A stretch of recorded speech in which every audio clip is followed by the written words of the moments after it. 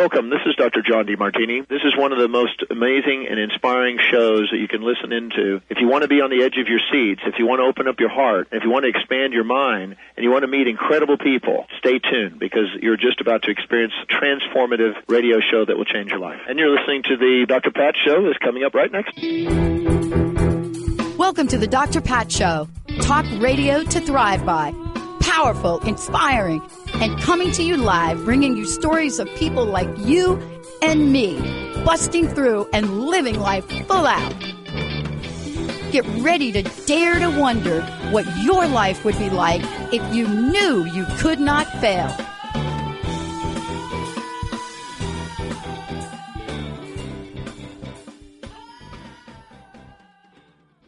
Hey, everybody, I want to welcome you. This is a special edition of the Dr. Pat Show, and I have introduced you before on my show to an amazing woman. Well, let me just say an amazing individual, a person that is so out there and ready to understand the dynamics of the world. But more importantly, here's what I love, do something about it.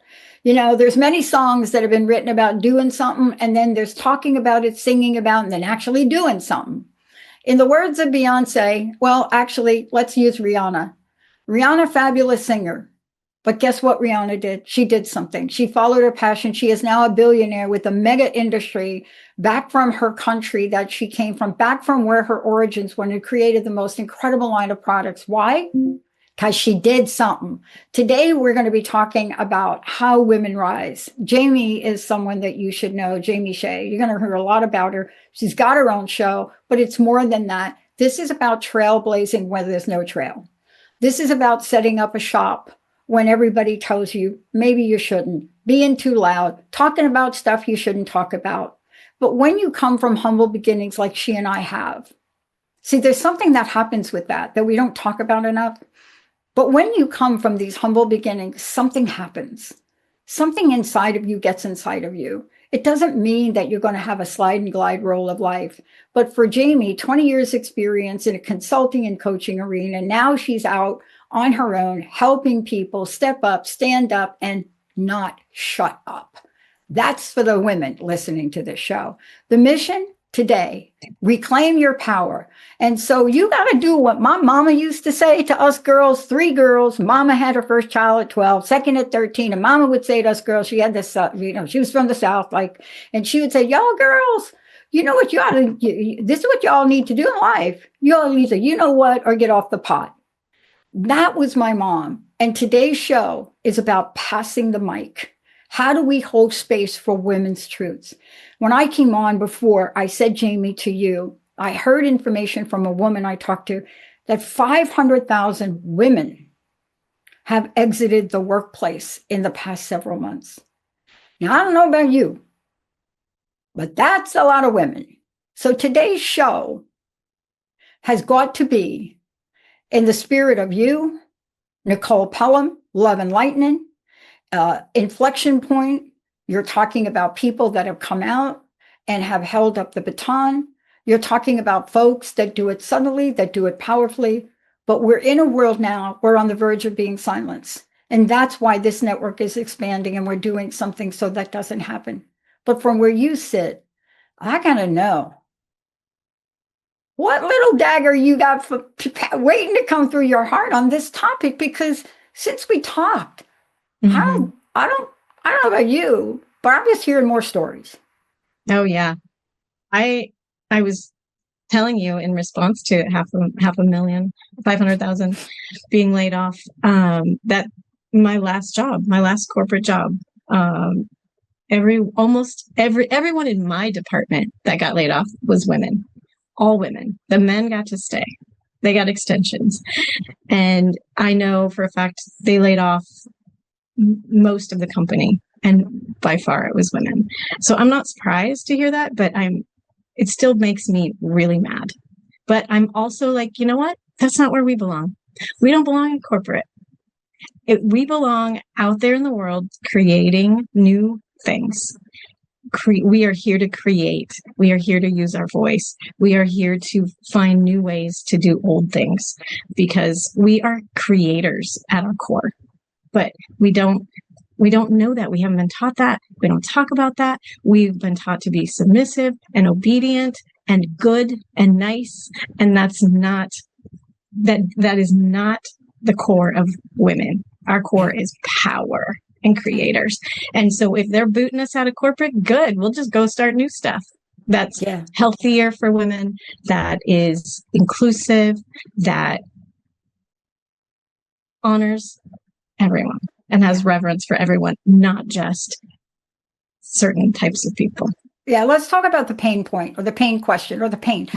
People say, Pat, you shouldn't use a word like pain and fail. I'm like, okay, I'm sorry. I grew up in the projects. I don't even understand. I said, there's a part of New Thought. And, somebody called me on this. You hear Dr. John DeMartini open the show and you hear the opener. The question is, what would you do if you knew you couldn't fail? They stopped bugging me about that now. They want me, I'm like, what do you want me to change it to? What would you do if you could win? And I said, no, that's not it. So here we are, and yet even today I find myself vulnerable to give in where I shouldn't. I just had something happen. I woke up this morning, poor Linda today, but I woke up this morning and I just said, I am not going to do what I said I was going to do. I said, there's something that I caved in about that is not fair, and I have to walk it back. And I said to her, I have to have a conversation with this person to say, wait a minute. I caved in because of the level of abuse, and that's not like me. But let's talk about these moments. Let's talk about what your journey's been like, how you've come into the world. And let's dive deep into the legacy of disbelief, because even me, as much as I blab about this, man, I fell into that thing like a hot knife in butter, Jamie. And that's because we get tired, right? It feels like a constant fight. It feels like it takes a lot of effort to just be believed, to have what's fair, to create fairness for everyone. It feels like this uphill battle. And I think in moments of we're tired, we do fall back to the conditioning. And that's okay, because you recognized it and you're walking it back. And that is courage and bravery and humility. And that's, a lot of people can't do that, right? They make mistakes and they just keep making excuses for that. So, let's talk about how it gnaws at us for a minute. I want to just have a moment, because this show really is passing the mic. How do we hold space for women's truth? And I think part of that, I want to say to everybody listening, there's no right, there's no wrong. This is a journey. And if you can learn every step of the way from something, whether it be from what Jamie and I are talking about or from yourself, that's really why we're here. But the thing too is, this is where we're looking at this legacy, what we carry in our bones, the emotional, spirit, and societal cost, of having to prove our truth. And I will tell you, I woke up this morning and I worked the other night. I got 2 hours sleep because I had a commitment, and I believe keeping my commitments. Now, I would have kept that commitment if I wasn't trying to convince PayPal that I'm a company. But in the end, you have to do what you have to do. So I'm getting ready to send them a message, and I'm going to ask them a question. Did you target me because I'm a woman? Because I can't believe men would put up with what you've done for a month of holding my account hostage. But I don't know. Tell me, am I kind of like overstepping that thing? Because probably get like 100 emails from this show right now. But is this too much in my mind? What do you think? Or is it a legacy of disbelief that I really have to work on, as with you, to overcome? Oh, that's tough, because I also try not to go there immediately. But at the same time, a month, Jamie. Just let me tell you, it's been a month. Just a month before I got there. I would agree with you. I'd be curious who's over that account at PayPal, if it's a man or if it's a woman. If it's a woman, that's probably not because you're a woman. Although I love to talk about women versus women and that competition and not believing women, but I would bet it's a man that's over the account there that's not helping you get this resolved. But so I know I would ask it at this point. I would ask anything that's going to get their attention at this point, because sometimes we have to be that vocal, be perceived as mean, be perceived as the B word, to get attention, right? And then they want to call us crazy and call us names for speaking loud enough and stern enough to grab the attention and get the results that that they would give to a man naturally. But I had to get past that point of being scared of being perceived as mean or a B. Okay, does it get it done? Are we getting it done? Or am I getting the results that I need and want from it? Because I get to that point. We all need to get to that point where enough is enough. Get this resolved. Tell me what you need from me and do it. Yeah. So I don't think I don't think it's too much, especially a month. This is your livelihood. Oh, it's more than that. But let's talk about this credibility issue because, and by the way, while I was just doing the show, I sent them a message and I asked them the question, am I being targeted because I'm a woman business owner? Now, it took me a month to get there. And actually, I never thought about that because my brain doesn't think, I don't think of myself as a woman business owner. Most people think Pat's a man. They certainly think Dr. Pat is a man. They really do. They're shocked when I get on a call and they're like, oh, you. But I don't think about this stuff. I grew up as an equal in the project trying to survive. But let's talk about that. Why do you think women's credibility and still, even today with Kamala Harris, please people, she doesn't want to be governor. Does anybody want to be governor? Give the governorship back to Schwarzenegger in California. But you see, I don't quite, I don't understand this. Can you educate me, please?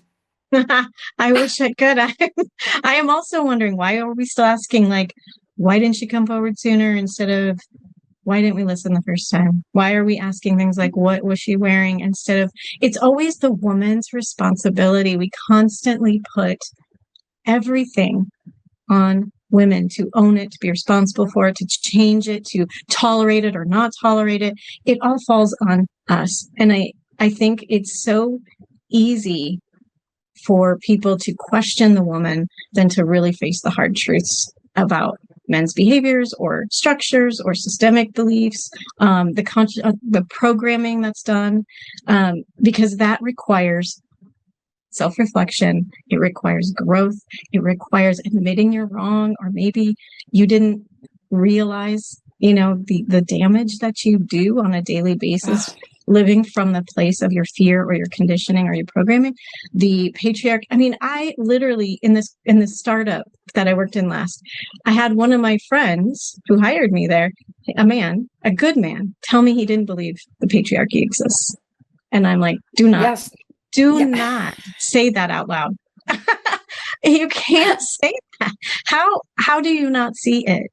You literally work for a good old boys club. Everybody in the higher up is a man, except for the legal counsel who they ignored and talked down to and dismissed. It was me and her. You're the only two women in that room. How do you say it doesn't exist? It blows my mind. So it takes people to really look at themselves. And I just don't think a lot of people want to do that. And then they're going to be different from everybody they know too. Right. And then you start losing people and you start losing the things that you have if you have a different view. And so I think it just comes from fear. And I think it comes from they believe they're going to lose power if women have equal power, which they're not. I think it all stems from fear and programming. And that's what I'm here to do. I'm here to shake things up. I'm here to talk about these things and just to get people to be curious, if nothing else. Like, start asking questions. Question everything you believe. Question everything you've been told. Is it true for you? Does it serve you? Yeah. Because I love this because I've talked about this in previous shows. I have a calligraphy on my wall that somebody did in 1989 because they knew me, and it's from Leaves of Grass. And it's the verse starts out, question everything and dismiss what insults your soul. But, I find myself now less angry than I was when I was really banging on the streets and stuff, like all that. But I find I'm willing to have a conversation with anyone, men or women. Why? Because I work with people in addiction and recovery. And when you're sitting around a circle with young people or people of all ages, that's where truth is revealed.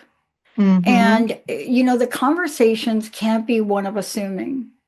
Right. Women don't even understand that there was never an equal rights amendment passed. And every time I say that, I get some kind of like, you're wrong. And so we have to, how do we take the conversation to the next level? Because I'm not going to stop having conversations. I don't care who you are. And I love having conversation with my male counterparts. I Me just too. love doing it. But how do we move the needle? And I think that's part of today's show, Jamie. It's Yeah. what you're doing, right? When women don't believe women, that's where I want to go now, because I really do get the whole men thing. But I got to tell you, my dad had 3 girls before he had his brother, before he had my brother. And my dad never questioned us girls. My dad was like, come in the garage, change the spark plug. He didn't say, oh, do you think maybe, like you're a girl? No, Dad's like, give me that 1/4-inch wrench. Okay, fix it. Adjust the spark plug. Oh, car's not starting. Oh, by the way, you just made a car path that caught on fire in a block. But true story. But I want to talk about the vaporization of women supporting women. And I don't know how to talk about it, Jamie. I need to hear it from you because it's a little bit odd for me. I will tell you my experience with women, and it stems from my very first relationship with my mother. It felt competitive with my mother my whole life, and there was always a competition between me and my sister as well. It was when I would just naturally achieve something. I was just naturally athletic, and so I would get things like I got on the dance team the first time, and I was good at sports. So I was catcher and shortstop and softball and gymnastics and all these things. I was just very naturally talented in that way, but my sister wasn't. And so I would make teams and she wouldn't. I'd get positions, she wouldn't. And it was always poor candy. It was never a celebration of my successes. It was my poor sister, poor candy. And that's what I grew up in. And it's kind of a joke with my kids and I now that my whole life is, in the end, it's going to be poor candy. But so my relationship with women throughout my whole life, it started even as a young girl, just constantly feeling like I had to dim my success so that I didn't make my sister feel bad or my mom feel whatever. And it carried into my adulthood. And I've been seeking women, friends, and peers who don't feel competitive with me, who cheer for me, who clap for me, and who support the work that I'm trying to do. And I find it difficult. I do have some good friends who I believe in me and love me, but it's not many. For living 53 years, I don't have a slew of women cheering me on. Most of them are probably a little threatened that I'm challenging the status quo. And they might sit back and cheer me quietly on.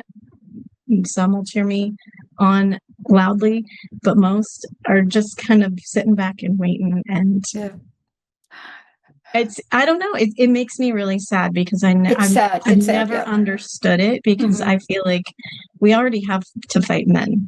Do we really need to fight each other? There's room for all of us at the top. Yeah.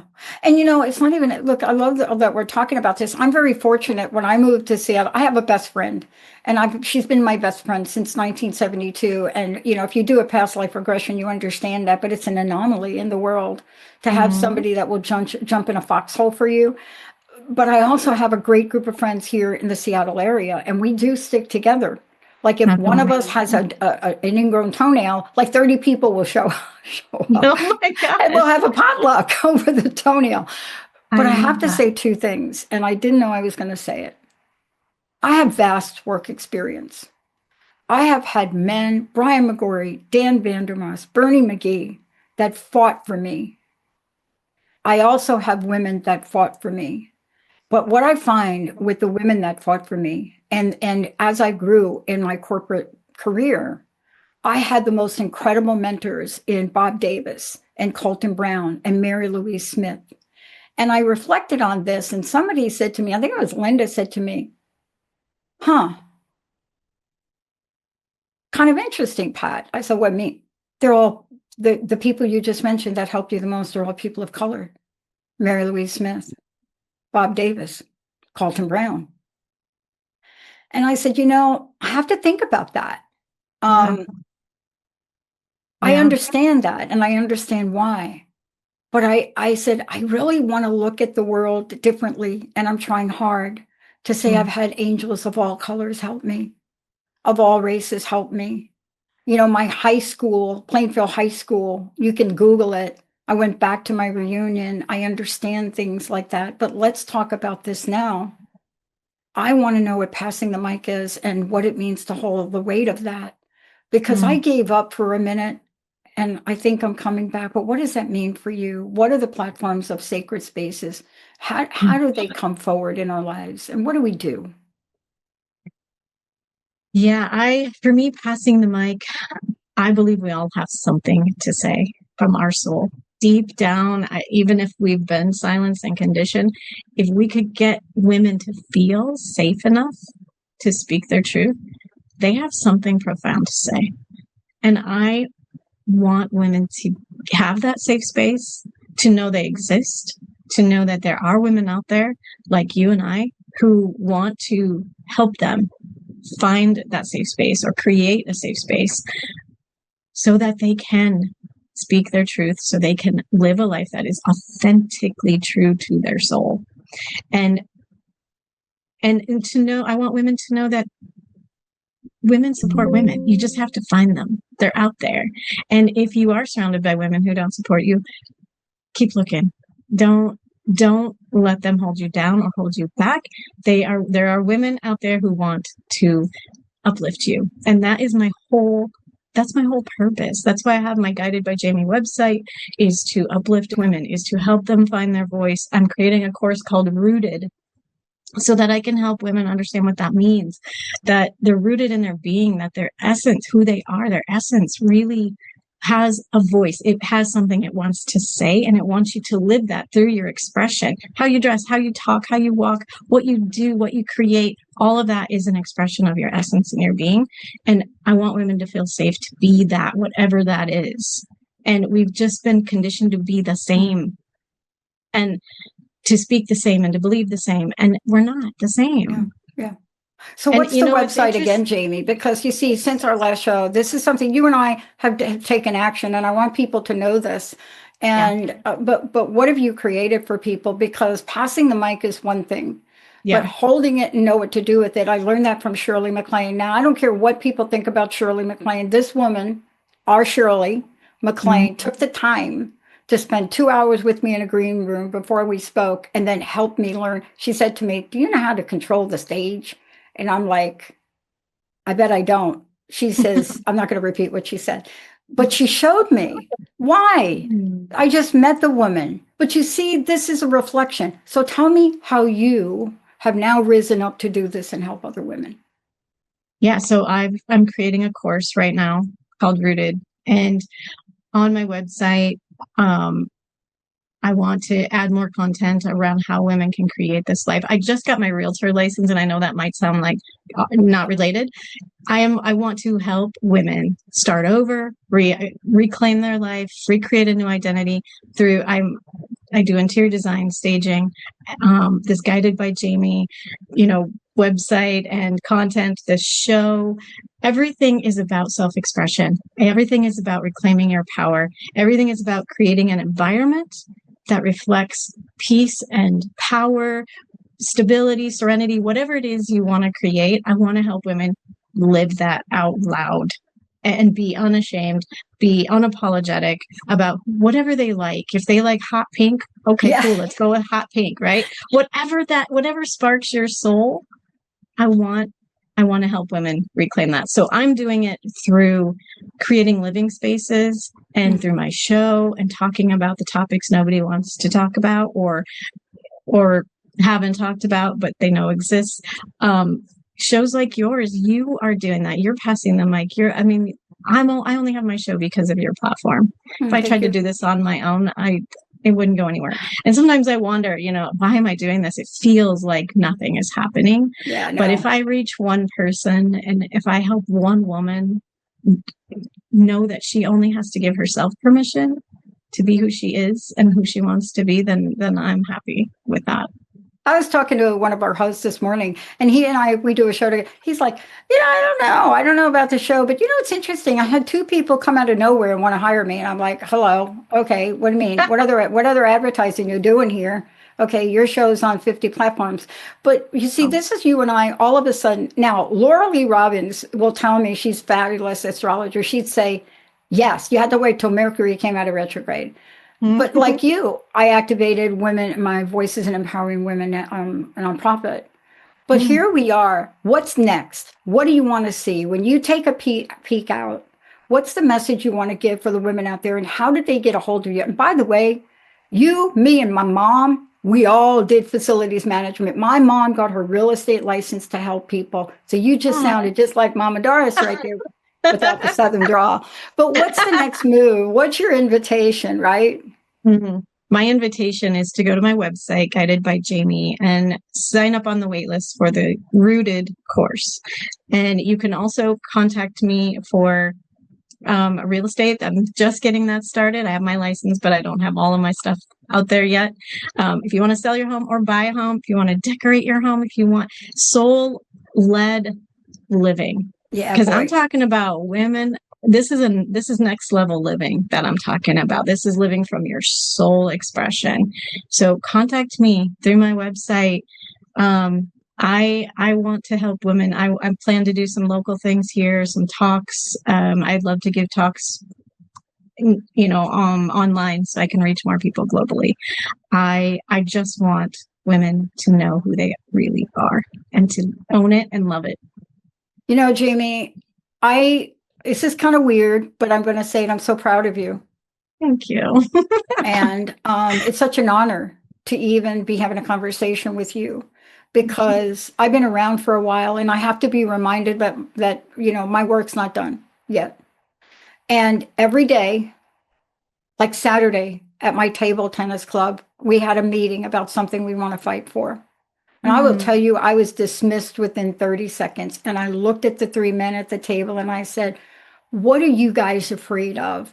Why are you afraid to ask this man to come in on a Saturday to see what he's getting ready to destroy?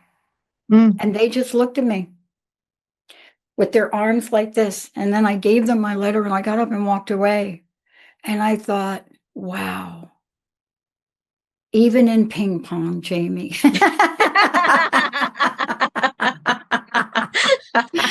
Last question. What's your personal message? What would you like to leave us with today?